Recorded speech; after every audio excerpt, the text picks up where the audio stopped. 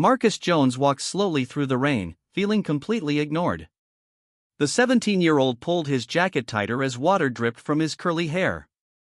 Just an hour ago, he had tried to do the right thing by reporting what he saw to the police. Now he felt foolish for even trying. Marcus had always wanted to be a lawyer. He studied hard at Oak Ridge High School and spent most afternoons at the community center helping younger kids with homework. Yesterday evening, while walking home, he had taken the shortcut behind the old factory building. That's when he saw them, 3 men exchanging packages and money in the shadows. One man's face was clear under the streetlight, Mr. Westfield, the businessman who owns several properties downtown and whose photo had been in the local paper just last week. Something about the exchange didn't feel right. The men looked around nervously, spoke in whispers, and quickly went their separate ways when a car drove past. Marcus knew he should tell someone. This morning, he had gone straight to the police station after school. The front desk officer had pointed him toward Captain Richard Thompson, who barely looked up from his paperwork as Marcus explained what he had seen. "Look, young man," Captain Thompson had said with a tired sigh, "we've got real crimes to solve." "What you saw was probably nothing." Marcus had tried again. "But sir, I recognized one of them." "It was." "Enough," the captain cut him off sharply. "We don't have time for this. Unless you have actual evidence, I suggest you focus on school instead of playing detective." The dismissal had stung. Captain Thompson hadn't even written anything down or asked a single question. He just assumed Marcus was wasting his time. Now, walking home in the rain, Marcus wondered if he should have taken a photo or video. But that might have been dangerous if the men had spotted him. He had done what he thought was right, and nobody cared. Marcus turned onto Maple Street where the small houses were neat but modest. His home sat in the middle of the block, nothing fancy, but always well kept. His father believed in taking pride in what you had, no matter how simple it might be. Inside, Marcus hung his wet jacket on the hook by the door. The house was quiet. His father wouldn't be home from work for another hour. Marcus made himself a sandwich and sat at the kitchen table, still thinking about Captain Thompson's dismissive attitude. What Marcus didn't know, what almost nobody in Oak Ridge knew, was that his father was far more than the humble IT consultant he appeared to be. Terrell Jones had started a small software company 15 years ago that had grown into a very successful business with clients across the country. But Terrell kept a low profile, driving a modest car and living in the same neighborhood where he'd grown up. What even fewer people knew was that Terrell Jones had been quietly funding half the police department's community programs for years. The new youth center, the community policing initiative, the school resource officers, all made possible by Terrell's anonymous donations. He believed in giving back without seeking recognition. Terrell had grown up in Oak Ridge when the town had serious problems with crime and poor police-community relations. He believed that investing in these programs would help build a better, safer town for everyone, especially for his son. He wanted Marcus to grow up in a community where people trusted and respected each other.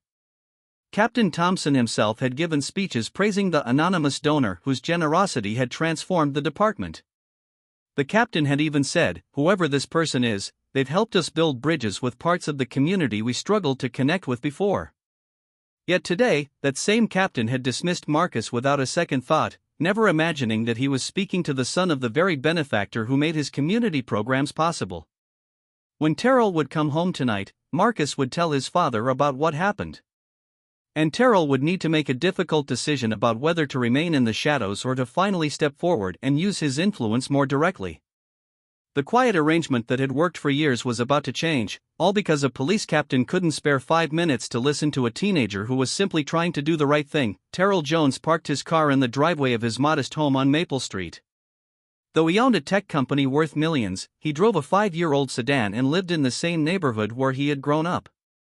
As he walked to the front door, he noticed the dark clouds gathering overhead. Rain would come soon. Inside, he found his son Marcus sitting at the kitchen table with a half-eaten sandwich. Marcus was soaking wet, his school books spread out before him, but he wasn't studying. Something was wrong. "How was your day?" Terrell asked, setting down his briefcase. Marcus looked up, his eyes troubled. He hesitated, pushing his sandwich away. "It was fine," he said finally, but Terrell knew his son too well. "You're soaking wet and barely touched your food. What happened?" Marcus sighed and told his father everything. About the men behind the factory, the packages changing hands, recognizing Mr. Westfield from the newspaper. How he had gone to the police station to report what he saw, and how Captain Thompson had dismissed him without even taking notes. "He didn't even write anything down, Dad," Marcus said, his voice breaking slightly.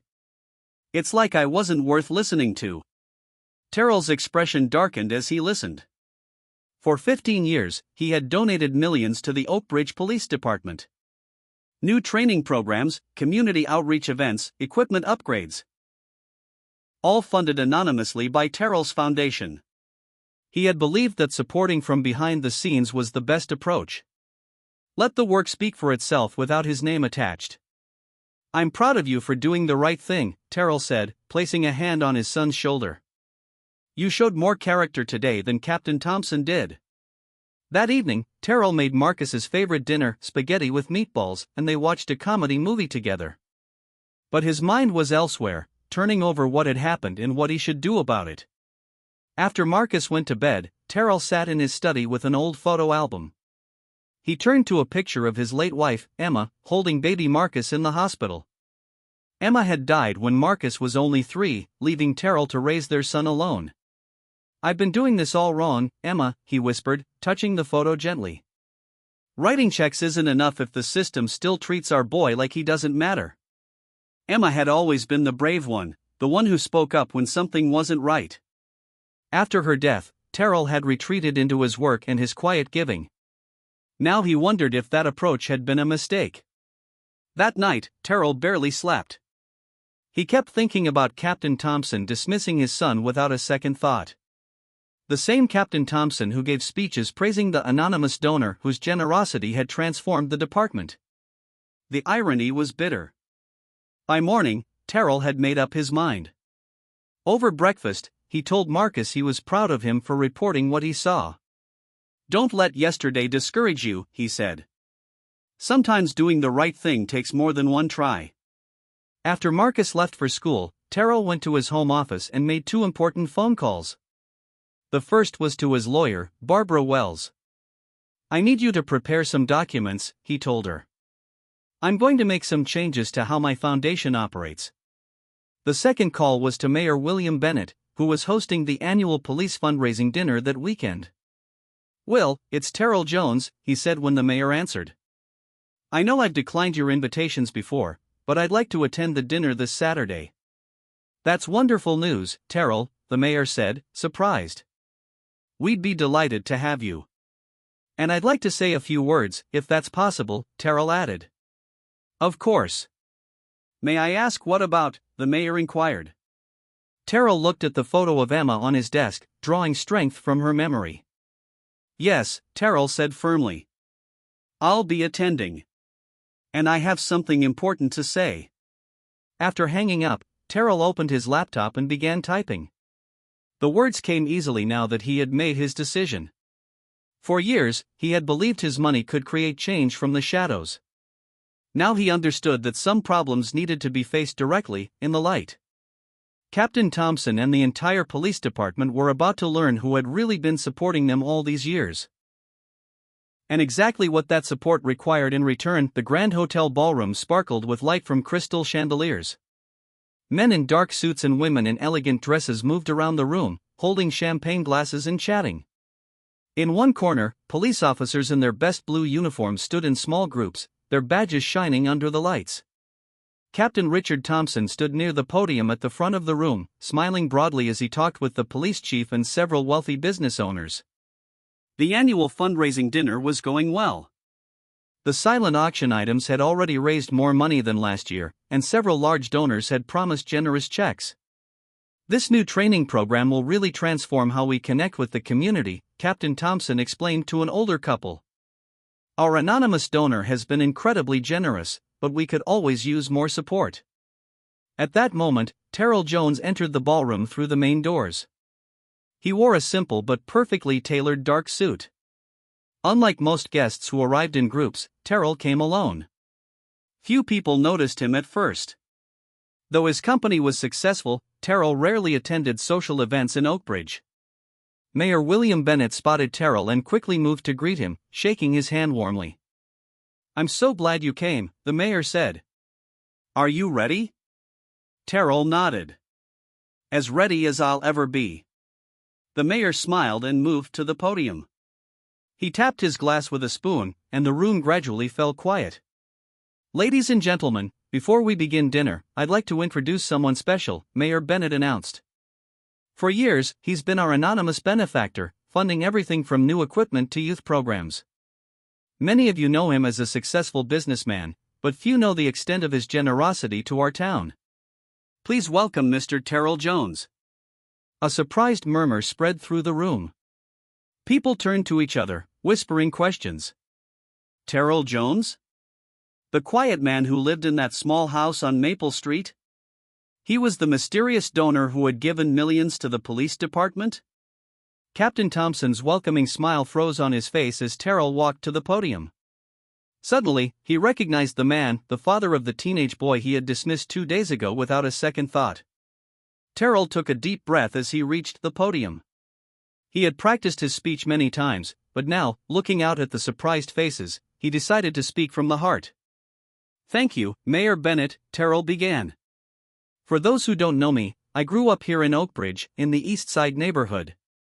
My mother cleaned houses, and my father worked 2 jobs. I was lucky enough to get a scholarship to study computer science, and even luckier that my company succeeded." He paused, his eyes scanning the room before settling on Captain Thompson. "I've supported this department because I believe in what it could be. I believe in community policing and building trust between officers and citizens. But this week, my son Marcus reported something concerning suspicious activity he witnessed near the old factory, and he was dismissed without investigation." The room fell completely silent. Captain Thompson's face reddened as dozens of eyes turned toward him. "My son was treated as if his word had no value," Terrell continued, his voice steady but firm. "As if he was not worth 5 minutes of time to write down what he saw." Some officers looked at their shoes. Others glanced nervously at Captain Thompson. "I don't want special treatment because I donate money," Terrell said. "I want equal treatment for every citizen of Oakbridge, including my son and every young person who looks like him. Every person who walks into that station deserves to be heard with respect, regardless of their age, appearance, or address." Captain Thompson's face had now turned a deep red as he realized the gravity of his mistake. The boy he had dismissed so casually was the son of the department's most important donor. "Starting today," Terrell continued, "my foundation's support will come with new conditions. We will fund an oversight committee made up of community members. Every complaint will be properly recorded and investigated. And officers will receive additional training on how to interact respectfully with young people." He looked directly at Captain Thompson again. "I believe in second chances, Captain. I believe people can learn and grow. But I also believe in accountability. So I'm challenging this department to do better, not just for my son, but for everyone in Oakbridge." As Terrell finished speaking, the room remained silent for a long moment. Then, from the back, someone began to clap. Others joined in, and soon the whole room filled with applause, not the polite kind that follows most speeches, but enthusiastic, approving applause. Captain Thompson stood rigid, his hands clenched at his sides, knowing that tomorrow would bring difficult conversations and hard decisions. The mistake he had made with one teenager had just changed everything. For 3 weeks after the fundraising dinner, the Oakbridge Police Department was in turmoil. Officers whispered in the break room about changes coming. Captain Thompson rarely left his office, where he met with the police chief, the mayor, and consultants Terrell Jones had hired to review police procedures. On a rainy Tuesday morning, Marcus sat nervously in the waiting area of the police station. This time, he wasn't alone. His father sat beside him, checking emails on his phone. "You okay?" Terrell asked quietly. Marcus nodded, though his stomach felt tight. "I'm fine." The door to Captain Thompson's office opened, and the captain himself appeared. He looked tired, with dark circles under his eyes. "Mr. Jones, Marcus, please come in," he said, holding the door. The office was small but neat. Awards and certificates covered one wall. Captain Thompson sat behind his desk while Terrell and Marcus took the chairs across from him. For a moment, no one spoke. Then Captain Thompson cleared his throat. "Marcus," he began, looking directly at the teenager for the first time, "I owe you an apology. I should have listened to you when you came in that day. I should have taken your report seriously and investigated what you saw." Marcus was surprised by the captain's direct approach. He had expected excuses or half-hearted words. "Thank you, sir," Marcus said simply. "After you left," Captain Thompson continued, "we received similar reports about activity behind the old factory. We've now begun a proper investigation. We should have started it when you first came in." Marcus nodded, still cautious but appreciative of the effort. Captain Thompson then turned to Terrell. "And to you, sir, I need to apologize for failing the standards your generosity was meant to uphold. You've given so much to this department, and we failed to show the same respect to your son that you've shown to us." Terrell leaned forward in his chair. "The money was never about buying favor," he explained. "It was about building a better community for everyone. I grew up here. I want this town to be a place where everyone feels safe and respected." "I understand that now," Captain Thompson said. "And I want to make things right." He picked up a folder from his desk. "That's why I've been working on this proposal." He handed copies to both Terrell and Marcus. The top page read Oakbridge Youth Advisory Council. "What is this?" Marcus asked, flipping through the pages.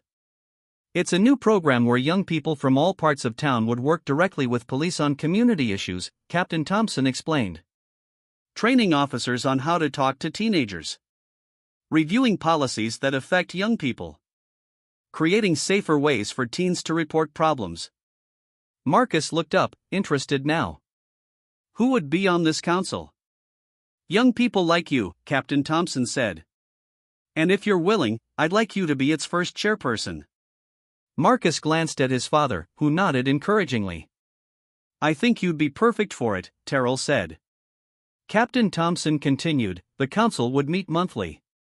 You'd have a real voice in how we do things. Not just a pretend role, but actual input that we would take seriously." As they left the station an hour later, Marcus felt different.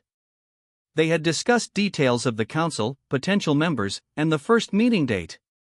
For once, adults had listened to his ideas and written them down. Word spread quickly about what had happened. A news story appeared in the local paper about Terrell's speech at the fundraiser and the changes coming to the police department. Within days, Marcus received texts and calls from other teenagers sharing similar experiences of being dismissed or ignored by police. "It happened to me last summer," said William, a classmate. "I reported a car following me home, and they said I was just being dramatic. They told me to stop wasting their time," added Emma, who worked at the library. "When I tried to report someone stealing bicycles outside." Marcus invited them both to join the council. By the end of the week, 12 teenagers from different neighborhoods had agreed to participate. At the first meeting, held in the community center, police officers sat uncomfortably as teenagers spoke honestly about their experiences. Some officers looked defensive, others embarrassed, but all listened.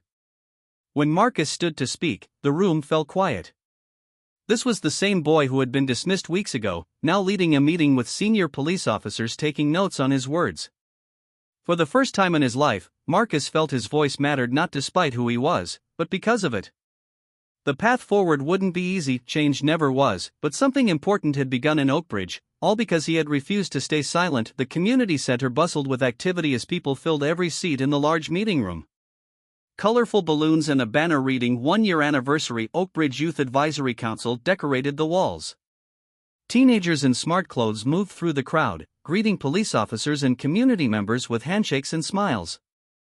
In the front row sat Captain Richard Thompson in his dress uniform, looking very different from the dismissive officer of a year ago. His posture was relaxed, and he chatted easily with the teenagers beside him. When Marcus Jones walked to the podium, Captain Thompson fell silent and gave his full attention. Marcus had changed too. At 18, he stood taller and spoke with a confidence that had grown over 12 months of leading council meetings. His acceptance letter to law school sat framed on his bedroom wall at home, evidence that his childhood dream was becoming real. "Welcome, everyone," Marcus began, his voice clear and strong. 1 year ago, this council was just an idea. Many people didn't believe it would work. Some officers thought teenagers would just complain. Some teenagers thought the police wouldn't really listen. Heads nodded throughout the room. The early meetings had been tense, with both sides cautious and defensive. But look at us now, Marcus continued, gesturing to the filled room. In the past year, we've created the anonymous teen reporting system that's already helped solve 3 major cases. We've trained officers on how to talk with young people. And we've helped teenagers understand police procedures better. From the back of the room, Terrell Jones watched his son with pride that made his chest tight. The past year had transformed Marcus from a quiet student into a confident young leader. University acceptance letters had arrived from 6 schools, all offering scholarships. Next fall, Marcus would begin his journey toward becoming the lawyer he had always dreamed of being. "When I was dismissed at the police station that day," Marcus said, his voice growing softer, "I felt invisible. I felt like my words didn't matter because of who I was. But that painful moment led to something important. We've shown that when young people speak, and adults truly listen, we can build something better together." In the audience, a young girl named Lily nodded vigorously. 6 months ago, she had reported suspicious activity at her apartment building through the new teen reporting system. Officers had investigated properly and discovered a drug operation. Lily now sat on the council, representing her neighborhood. Captain Thompson listened from the front row, nodding in agreement. The experience had humbled him and changed his approach to policing. His officers now received regular training on how to take reports from all community members with equal seriousness and respect. Complaint rates had dropped by 30%. "The success of this council shows what can happen when we truly listen to each other," Marcus continued. "Last month, when the mayor asked me what makes our program work, I told him it's simple: respect goes both ways." Terrell watched from the back, choosing to stand rather than sit. He no longer donated anonymously to community programs, understanding now that visibility mattered. Showing up and speaking up were forms of leadership just as important as financial support. His foundation now openly funded similar youth councils in 3 neighboring towns. Near Terrell stood Mr. Westfield, the businessman Marcus had spotted behind the factory a year ago. The investigation that finally happened had revealed tax fraud, not drugs as Marcus had suspected. Mr. Westfield had paid his fines and now worked with the Youth Council on job training programs, his own second chance at doing right by the community. "As I prepare to leave for university in the fall," Marcus said, "I know this council will continue to grow. The 12 new members we welcomed last month will bring fresh ideas and energy. And I'll be back during breaks to see your progress." As Marcus finished his speech, the room filled with applause. He stepped away from the podium and walked toward his father. Across the room, their eyes met in a look of understanding that needed no words. Sometimes the path to change began with a painful moment, but with courage and persistence, that pain could transform into progress that benefited everyone. Captain Thompson approached them both, shaking Marcus's hand firmly. "You've taught me more this year than 20 years on the force," he said quietly. "Thank you for giving me the chance to learn." As the celebration continued around them, Marcus looked at the room full of people working together, people who once might have viewed each other with suspicion or dismissal. One small moment of being ignored had somehow led to all of this. Sometimes being heard was all it took to start changing the world.